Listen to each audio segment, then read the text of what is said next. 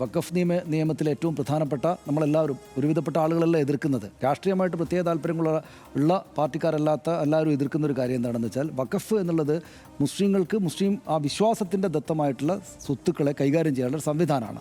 അതിനകത്ത് മുസ്ലിം വിശ്വാസത്തിൽ അധിഷ്ഠിതമായിട്ടുള്ള ആളുകൾ തന്നെയാണ് വേണ്ടത് എന്നതാണ് പൊതുവിൽ നമ്മൾ എടുക്കേണ്ടുന്നൊരു നിലപാട് എന്നാണല്ലോ നമ്മൾ പലപ്പോഴായിട്ട് ചർച്ച ചെയ്തപ്പോൾ നമ്മൾ മനസ്സിലാക്കിയിരിക്കുന്നൊരു കാര്യം. പക്ഷേ കേന്ദ്ര സർക്കാരിൻ്റെ ഈ പുതിയ നിയമത്തിനകത്ത് അങ്ങനെയല്ല, മുസ്ലിങ്ങൾ കൂടെ മറ്റു വിശ്വാസികൾ കൂടെ വേണം എന്നൊരു സംഗതി വന്നതിനെ, അല്ലെങ്കിൽ തന്നെയും മുസ്ലിങ്ങൾ ഇതര അല്ലെങ്കിൽ അപരരാണ് അല്ലെങ്കിൽ അവരെ സംശയത്തോടെ നോക്കുന്ന ഒരു രാഷ്ട്രീയ പക്ഷമൊക്കെ രാജ്യത്ത് പലയിടത്തായിട്ട് ഇപ്പോൾ ശക്തി ആർജിച്ച് വന്നിരിക്കുന്ന ഒരു സാഹചര്യത്തിൽ അമുസ്ലിങ്ങളായിട്ടുള്ള ആളുകളെ കൂടെ ഈ ബോർഡിൽ തിരികെ കയറ്റിയാൽ നിശ്ചയമായിട്ടും ഒരു ഭരണഘടനാ വിരുദ്ധമായിട്ടുള്ള കാര്യങ്ങൾ സംഭവിക്കുമെന്നും മുസ്ലിങ്ങൾ നീതി നിഷേധം നേരിടുമെന്നും മനസ്സിലാക്കുന്ന അല്ലെങ്കിൽ ചിന്തിക്കുന്ന ആളുകളാണ് ഇതിനെ എതിർത്തുകൊണ്ടേയിരിക്കുന്നത്. ആ കാര്യത്തിന് ആ ഭാഗത്തിന് ആ ചിന്തക്ക് ഉപോത്ബലകമായിട്ടുള്ള ഒരുപാട് കാര്യങ്ങൾ നമ്മുടെ മുമ്പിൽ വസ്തുതയായിട്ടുണ്ട്. അപ്പോൾ അതിനകത്ത് ഈ ദേവസ്വം ബോർഡിലെ 14ാം വകുപ്പ് കർശനമായിട്ട് പാലിച്ചുകൊണ്ട് വഖഫ് ബോർഡ് പുനഃസംഘടിപ്പിക്കാം എന്നാണ് യഥാർത്ഥത്തിൽ മുസ്ലിം ലീഗും സർക്കാരും അവിടെ ചെന്ന് അറിയിച്ചിരിക്കുന്നത്. അതുകൊണ്ടാണ് BJP നേതാവുള്ള ഷോൺ ജോർജ് ഈ സർക്കാരിൻ്റെ നിലപാടിനെയും വളരെ ഹാർദവമായിട്ട് അഭിനന്ദിക്കുകയും സ്നേഹം പ്രകടിപ്പിക്കുകയും ചെയ്തതെന്ന് നമുക്കറിയാം. അപ്പോൾ PMA സലാം പറയുന്ന കാര്യമല്ല വസ്തുത എന്നത് പച്ചവെള്ളം പോലെ തെളിഞ്ഞൊരു കാര്യമാണ്. അദ്ദേഹം പറഞ്ഞൊഴിയാൻ പറ്റില്ല. അപ്പോൾ അങ്ങനെ ചെയ്യുമ്പോൾ സ്വാഭാവികമായിട്ട് എന്തുകൊണ്ട് ഇങ്ങനെ എന്ന് നമ്മൾ നോക്കും. അപ്പോഴാണ് കഴിഞ്ഞ ദിവസം ഫേസ്ബുക്കിൽ ആരാണെന്ന് എനിക്ക് ഓർമ്മയില്ല, എവിടെയോ വന്നൊരു കാര്യം, അതായത് ശരിക്കും ലീഗ് അങ്ങനെ ആലോചിച്ചിരുന്നു എന്ന് മനസ്സിലാക്കുന്നത് ഈ ജയന്തി രാജൻ എന്ന് പറയുന്ന ഞങ്ങളുടെ മണ്ഡലത്തിൽ മത്സരിച്ച നേതാവുണ്ടല്ലോ, ഞങ്ങളുടെ മണ്ഡലത്തിൽ കൂത്തുപറമ്പ് മണ്ഡലത്തിൽ മത്സരിച്ച അവരുടെ മുസ്ലിം ലീഗിൻ്റെ അമുസ്ലിമായിട്ടുള്ള ഹിന്ദു സമുദായത്തിൽപ്പെട്ട ജയന്തി രാജനെ വഖഫ് ബോർഡ് അംഗമാക്കിയിട്ട് പുനഃസംഘടിപ്പിക്കാവുന്ന ഒരു ആലോചന ലീഗിനുണ്ടായിരുന്നു എന്ന് എവിടങ്ങളിലൊക്കെയോ കണ്ട് അയ്യോ ഇവർ രാഷ്ട്രീയം കൊണ്ടുപോയിട്ട് അറബിക്കടൽ കൊണ്ടുപോയിട്ടോ എന്ന് നമുക്ക് തോന്നലുണ്ടാകുന്നത്. മതമാണ് പ്രശ്നം എന്ന് വളരെ ആവേശത്തോടുകൂടി പ്രസംഗിച്ചിട്ട് വൈകാരികമായിട്ട് നാട്ടുകാരെ ഉണർത്തിയ ഈ നേതാക്കളുള്ള ആ പാർട്ടി അവരുടെ രാഷ്ട്രീയം കൊണ്ടുപോയിട്ട് കടലിലിട്ടോ അറബിക്കടലിട്ടോ എന്ന് തോന്നലുണ്ടാക്കുന്ന സംഭവമാണ് യഥാർത്ഥത്തിൽ ഇത്.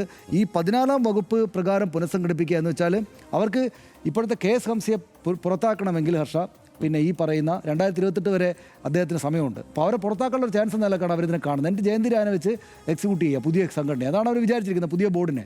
പക്ഷേ അപ്പോൾ അവരുടെ രാഷ്ട്രീയം എവിടെ പോകുന്നു ചിന്തിക്കാനുള്ള ആലോചന അവർ നടത്തിയിട്ടില്ല എന്ന് വേണം മനസ്സിലാക്കാൻ. ഈ കാര്യത്തിൽ ഒരു കാര്യം കൂടി പറഞ്ഞു പോകണം സനീഷ്, അത് വേറൊന്നുമല്ല, എന്തായിരുന്നു LDF സർക്കാർ ഈ വിഷയത്തിൽ സ്വീകരിച്ച നിലപാട് എന്നതുകൂടിയാണ്. ഈ വഖഫ് നിയമത്തിനെതിരായ കേസിൽ സുപ്രീം കോടതിയിൽ കക്ഷി ചേർന്നിട്ടുണ്ട് കേരള സർക്കാർ. LDF സർക്കാരിൻ്റെ കാലത്ത് ആ കേരള സർക്കാർ അവിടെ വാദിച്ചിരിക്കുന്നത് എന്താണ്?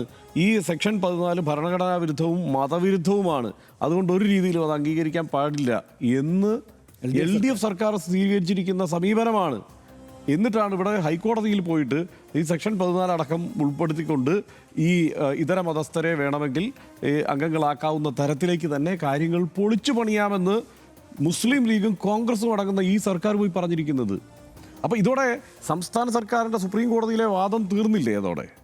അത് ദുർബലമായില്ലേ? അപ്പോൾ ഈ വിഷയത്തിൽ തന്നെ ഇങ്ങനെ വാദിക്കാനും ഇതിന് പിന്നാലെ നടക്കാനും വളരെ കുറച്ച് സർക്കാരുകളോ വളരെ കുറച്ച് സംഘടനകളോ മാത്രമുള്ള സമയത്താണ് ഇങ്ങനെ ഒരു പണി ഇവരെ ഒപ്പിച്ചിരിക്കുന്നത് എന്ന് ഓർക്കണം. ഇതിനകത്ത് ഞാൻ ഒന്നാമത് പറയുക മുസ്ലിം ലീഗിനെയാണ്. മുസ്ലിം ലീഗിൻ്റെ അധികാരമോഹം, അധികാരക്കൊതി, അത് മാത്രമാണ് ഇപ്പോൾ സംസ്ഥാന സർക്കാർ ഈ ഒരു സമീപനം സ്വീകരിക്കാനുള്ള ഒന്നാമത്തെ കാരണം. രണ്ടാമത്തെ കാരണം ഇനി ഈ പറയുന്നത് പോലെ BJPയുമായി വല്ല ധാരണയുണ്ടോ എന്നൊക്കെ കാലം തെളിയിക്കട്ടെ.